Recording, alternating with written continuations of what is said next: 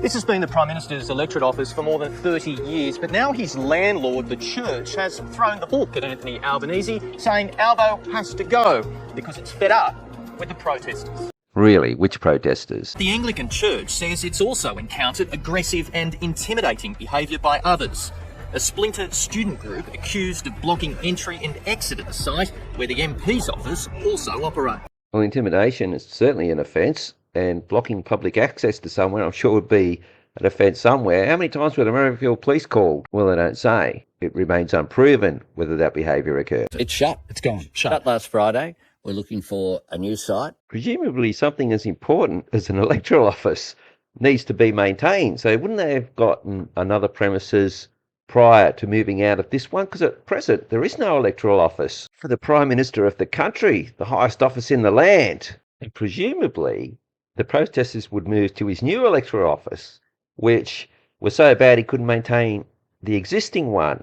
So what's this abandonment of an electoral office really about? For Sydney's knitting nanas, they got pins and needles waiting for an opportunity to deliver a letter to the PM's office. Well, they don't indicate what was in the letter that they wanted to serve on the Prime Minister. But at present now, you cannot go to his electoral office, hand a letter to an address that is attributed to him, hence it's considered to be served. We can't do that anymore. The PM's staff are working remotely. Well, you can't deliver a letter and current affair, make sure they blur out the phone number because people want to actually ring the electoral office. But is that number even going to get you to the electoral office? You can contact them on the website, but of course everything's tracked, and who's to say who's getting it? They may have had a downtime, a glitch in the IT, and any attachment sent to letters, because you can't actually send an email anymore. You go to the contact page, and they can say, oh, well, we couldn't upload it. Did your staff feel safe? There were times when they did not feel safe. Any staff members want to come on camera and testify they felt unsafe? There were people being abused going to funerals. Did the great PM witness that himself? If so, when and what was said? Any video of that? Anyone coming on to support his statement with testimony? Not the majority of the protesters have been fine, but it's always the little minority that can push things a little bit too far. Now, this is the landlord. Now, he makes it clear that majority of protesters are fine, just a very small minority is a reason that Albo's not there anymore. Now, they don't actually say that Albo got evicted.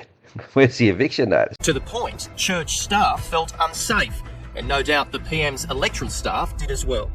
Now, they could have gone to the electoral staff, even an email or something, and can you confirm that you didn't feel safe? They don't even do that. They just go, oh, look, no doubt they felt unsafe. That's even less convincing than the hearsay from the landlord about his staff. But I'm interested they got another sign up, but with no phone number. It basically became untenable for people that shares a car park with the church, and it became untenable for people to use their own car park. All right, so he just says it's untenable and they've moved. Again, he doesn't mention whether they've been evicted. Get out! And they can't use their own car park now. Oh, okay, well, that's a reason to move, isn't it? All right, so let's assume they were evicted and they didn't want to move.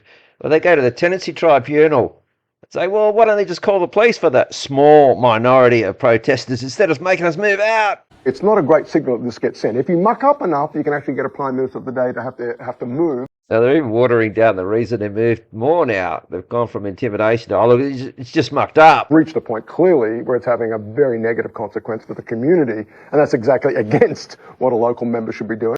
Or the local members actually want that legal letter served on the people just coming in for a bit of a chat. Get a job! It's all right, mate. It's all right. Get a job! Well, this guy's mucking up, telling them to get a job. It's very spectacular. It's incredible how they managed to get footage of this one guy being very loud. Some of you are thinking he's an actor. No way, come on.